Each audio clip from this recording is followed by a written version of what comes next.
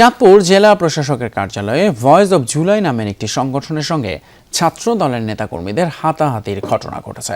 রোববার দুপুরে স্মারকলিপি জমা দেয়াকে কেন্দ্র করে এই ঘটনার সূত্রপাত। এতে কয়েকজন আহত হয়েছেন।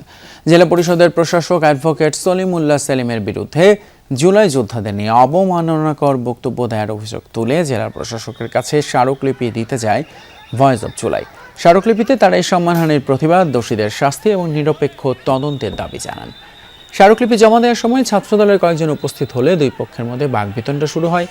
পরে হাতাহাতিতে রূপ নেয় তা। এ সময় জেলা প্রশাসনের 2 কর্মচারী সহ 4 জন আহত হয়। এদিকে ঘটনার পর প্রতিবাদ এবং বিক্ষোভ মিছিল করেছে ছাত্রদল।